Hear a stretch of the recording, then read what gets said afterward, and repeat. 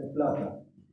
20 piezas de plata, que fue el precio que pagaron los ismaelitas, aquellos que iban para Egipto, era el precio que se pagaba en los tiempos de José por un esclavo, 20 piezas de plata. Y recuerden que José existió por lo menos 1800 años antes de la vida de Jesús. Pero cuando Jesús fue entregado por Judas por 30 monedas de plata, era el mismo precio que en ese tiempo se pagaba o se vendía un esclavo.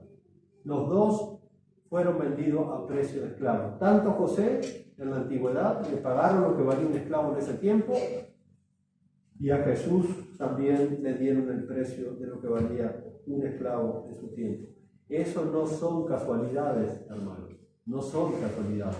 En Éxodo, por ejemplo, capítulo 21, allí hay una ordenanza de Dios que dice que si el buey de alguno corneara a su siervo, le tendría que pagar 30 monedas de plata. Y eso, nada de eso es casualidad. Todo eso tiene un simbolismo y un significado en la vida de nuestro Señor Jesucristo. Así que los dos recibieron el precio de un esclavo, tanto José como Jesús. Número 7, ambos fueron tentados y salieron victoriosos de la tentación. Cuando José, recuerdan que lo llevan a Egipto, lo vendieron a Potifar, que era un alto funcionario del faraón, y este hombre puso a José a cargo de su casa, de todo lo que tenía, de todas sus propiedades, sus bienes, y cuando Potifar no estaba en su casa, la señora de Potifar, su esposa, empezó a insinuar a José y a tentarlo. ¿Qué hizo José? José resistió la tentación. La mujer insistía, duerme conmigo, Génesis 39:12, pero José resistió la tentación y huyó de la casa.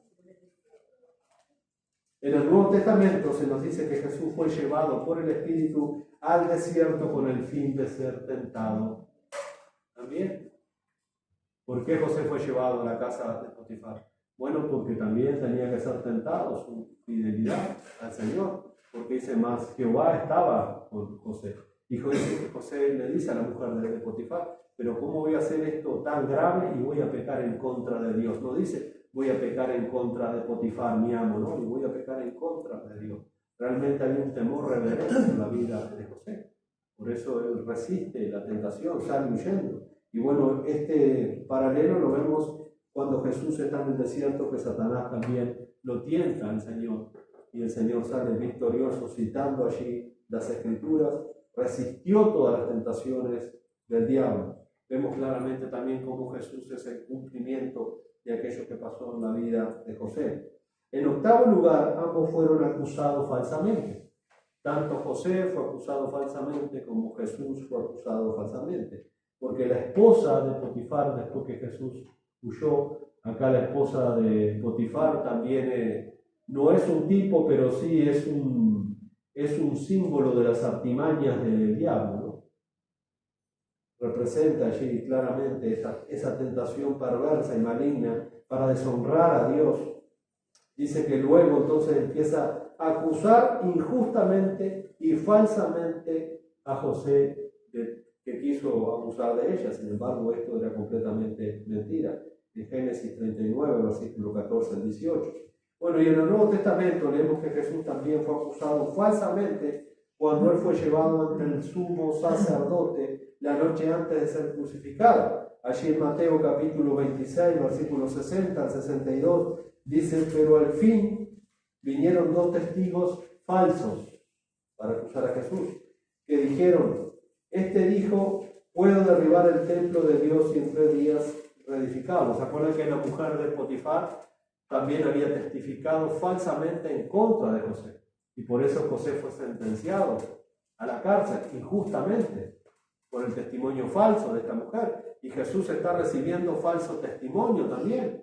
Porque dice, hemos escuchado a este hombre, este dijo, puede derribar el templo de Dios y en 3 días reedificarlo. Y levantándose el sumo sacerdote, les dijo, ¿no respondes nada? ¿Qué testifican estos de ti? Bueno, claramente también vemos aquí el cumplimiento de este paralelo en la vida de Jesús. Jesús, no había nada que señalarle a Jesús, nada. pero sin embargo buscaron testigos falsos para acusarlos falsamente. Número 9, ambos fueron encarcelados o encadenados. Potifar puso a José en la cárcel injustamente por supuestamente haber querido abusar de su esposa. Todos sabemos que eso fue completamente falso. Dice Génesis 39:20, y tomó su amo a José y lo puso en la cárcel, donde estaban los presos del rey, y estuvo allí en la cárcel. Y en el Nuevo Testamento Jesús también fue encadenado injustamente. Dice ahí Mateo 27, versículo 2, y llevaron atado y le entregaron a Poncio Pilato el gobernador, a forma de malhechor. Así como José fue echado a una prisión a forma de malhechor, Jesús entonces iba atado a forma de malhechor a declarar delante de Pilato. Número 10, ambos fueron puestos con otros dos presos, y miren esto, porque uno de los presos que estaba con José fue suelto, fue liberado, pero el otro fue condenado. ¿Se acuerdan que a Jesús lo crucificaron en medio de dos también presos, dos reos de muerte? ¿Qué pasó? Uno fue salvo y el otro fue condenado. Bueno, todas esas cosas no son casualidades, hermano. Todas esas cosas son tipos, son símbolos. Leemos allí entonces Génesis 40, 2 y 3, y se enojó Faraón contra sus dos oficiales, contra el jefe de los coperos y contra el jefe de los panaderos, y los puso en prisión en la casa del capitán de la guardia, en la cárcel donde José estaba. Estos dos hombres habían estado con José en prisión, uno de ellos fue librado, pero el otro fue ejecutado. Los dos habían sido culpables, por algo estaban en la cárcel. Sin embargo, uno recibió la gracia del faraón y el otro no. Bueno, en la cruz pasó algo muy similar con aquellos dos reos de muerte, porque los dos eran culpables. Uno por la gracia de Dios creyó y fue salvo, y el otro fue condenado. Vemos eso en el Nuevo Testamento cuando el Señor estaba siendo crucificado allí. Dice Lucas 23:32. Y llevaban también con él a otros dos que eran malhechores para ser muertos. Uno de esos ladrones fue salvo en la cruz, pero el otro se condenó, el otro pereció. Vemos claramente entonces cómo Jesús cumple aquel tipo en la historia de José. Número 11, ambos fueron exaltados después del sufrimiento. A través de una serie de circunstancias que Dios proveyó, mejor dicho, José fue sacado de la cárcel después de 2 años. Y dijo además Faraón a José: he aquí yo te he puesto sobre toda la tierra de Egipto. En Génesis 41:41.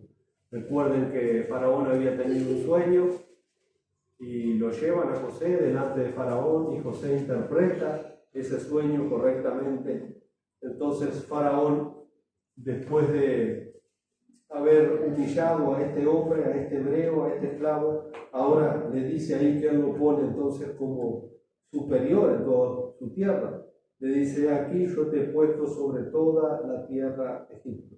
Él había sacado de la cárcel y ahora era el primer ministro. Es decir, después de Faraón no había otro más encumbrado que José en toda la tierra de Egipto. Faraón le había dado toda la potestad, le había dado toda la autoridad para que él hiciera y gobernara el país que pertenecía a Faraón. Bueno, en el Nuevo Testamento también leemos: después de la humillación de Cristo, el Padre le exaltó, el Padre le dio toda la autoridad, el Padre le dio toda la potestad, así como Faraón le dio toda la potestad a José para que él hiciera y gobernara la tierra de Egipto. Bueno, así Dios, eso es lo que Pablo nos dice allá en Filipenses capítulo 2, cómo Dios le exaltó a los suyos y lo puso sobre toda la casa del Padre, sobre todos los bienes. Por eso Jesús dijo: toda potestad me es dado en el cielo y en la tierra, por tanto vayan y hagan discípulos. Dice en Filipenses capítulo 2, versículo 9 al 11, por lo cual Dios también le exaltó hasta lo máximo, o hasta lo sumo, y le dio un nombre que es sobre todo nombre, para que en el nombre de Jesús se doble toda rodilla de los que están en los cielos y en la tierra y debajo de la tierra, y toda lengua confiese que Jesucristo es el Señor, para gloria de Dios Padre. Claramente acá se ve entonces el cumplimiento de la vida de Jesús, de aquel acontecimiento en la vida de José. Número 12, ambos lloraron, tanto José como Jesús. Se acuerdan que al final los hermanos de José estaban experimentando una gran hambruna en su tierra, había venido un hambre terrible en toda la tierra conocida, y bueno, para no morir de hambre ellos descendieron a Egipto para comprar grano, porque habían escuchado que Egipto tenía mucho grano, mucha comida. Y tuvieron que ir entonces sus hermanos, ¿a dónde? A José, que ahora era el primer ministro de la tierra de Egipto. Y dice que ellos no reconocieron a José porque ya había pasado mucho tiempo y aparte José tenía vestiduras reales de los egipcios y los egipcios no se dejaban ni la barba ni el bigote y se rapaban la cabeza. Todo lo contrario de los hebreos, que usaban barba, bigote y melena tupida. Y José no lo iban a reconocer. Una que habían pasado ya muchos años y otra que José tenía todo el aspecto de un egipcio. Cuando fueron a presentarse delante del primer ministro de egipcio, ni se dieron cuenta que estaban delante de José. Ellos no lo reconocieron. Y por lo menos 5 veces se nos dice en el libro de Génesis que José lloró cuando supo de sus hermanos y cuando vio a sus hermanos. Una de esas ocasiones, quizá la más dramática, está en el capítulo 45, en el versículo 2. Dice que se dio a llorar a gritos y oyeron los egipcios y oyó también la casa de Faraón. Todos se enteraron que José había derramado lágrimas por aquellos hebreos que habían venido buscando pan, buscando trigo. Y en el Nuevo Testamento también leemos que el Señor Jesucristo lloró. ¿Se acuerdan el versículo más corto de toda la Biblia? Juan 11, 35. Jesús lloró cuando estaba frente a la tumba de su amigo Lázaro. Jesús lloró, Juan 11, 35. Pero en Lucas 19, 41 también se registra que el Señor Jesucristo llora cuando entra a Jerusalén. Dice, cuando llegó cerca de la ciudad, al verla, lloró sobre ella. Claramente, entonces Jesús es el cumplimiento de aquello que había pasado también en la vida de José. Número 13, ambos perdonaron a los que les hicieron mal.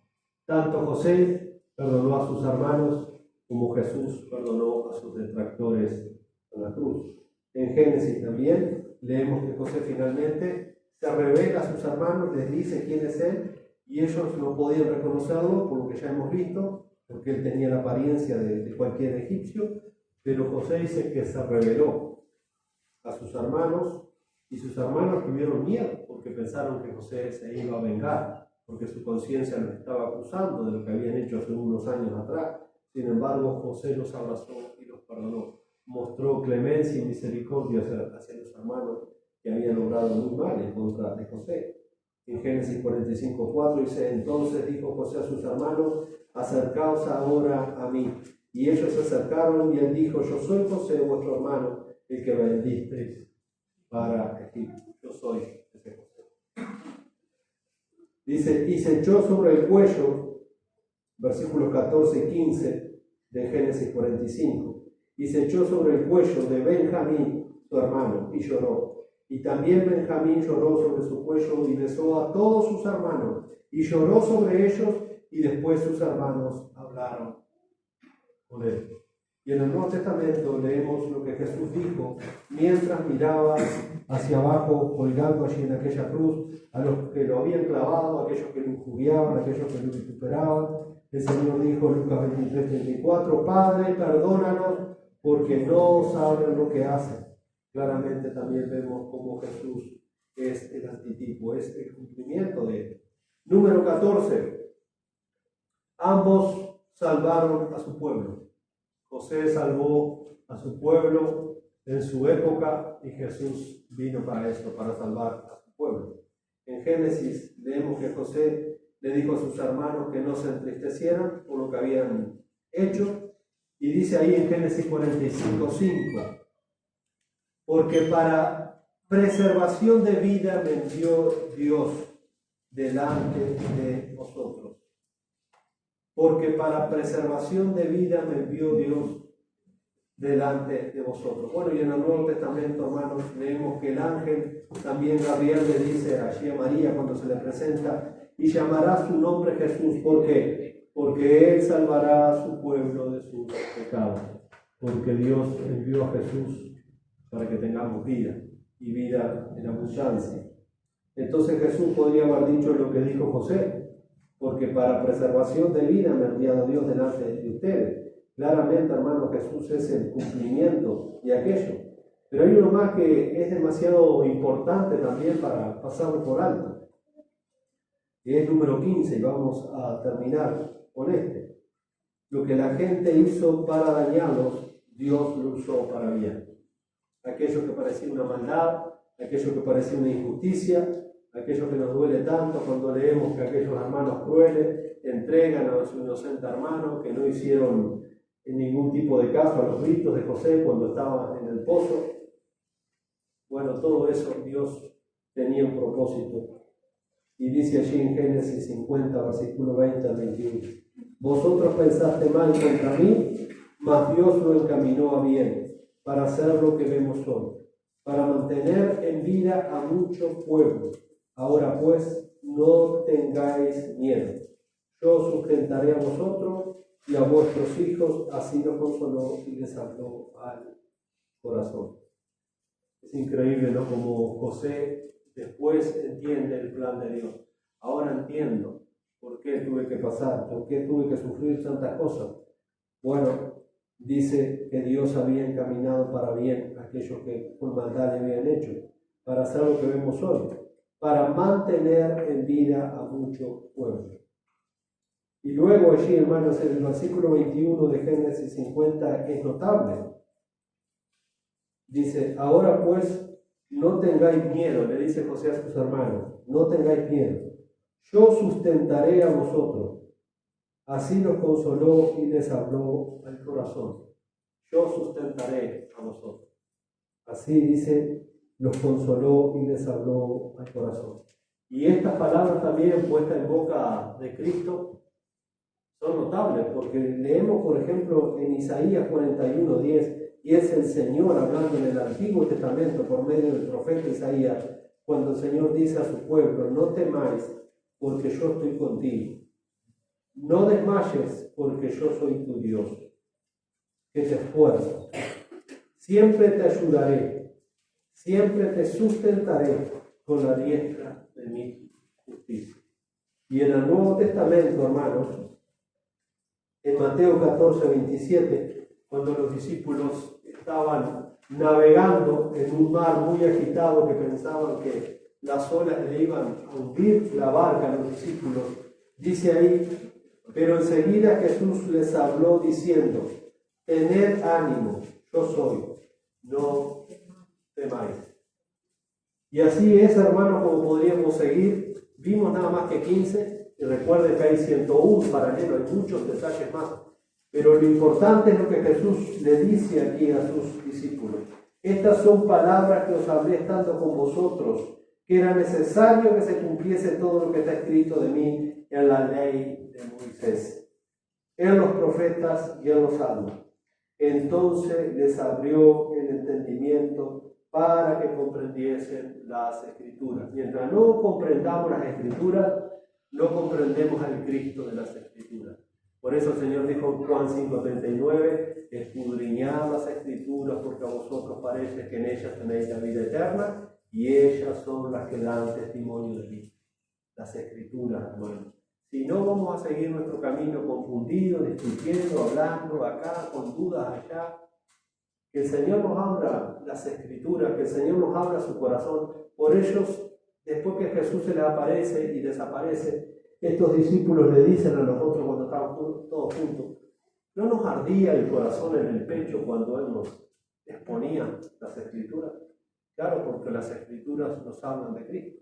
Las Escrituras dan testimonio de Cristo. Las Escrituras enseñan acerca de la vida y de la obra del Señor Jesucristo. Por eso, hermano, cuando nosotros leemos la Biblia, tenemos que leer la Biblia con eso, gente. Porque toda la Escritura apunta a Cristo. Toda la Escritura habla de Cristo. En este caso, por medio de tipos, de figuras, de símbolos. Que el Señor nos ayude, mis hermanos. Que el Señor nos abra el entendimiento. Que la Escritura bendita sea nuestro acompañante en el camino de la ruta, para que podamos entender y comprender la obra gloriosa de nuestro bendito Señor y Salvador Jesucristo. Vamos a orar para despedirnos. Padre amado que estás en los cielos, le damos muchas gracias, Señor, por este tiempo.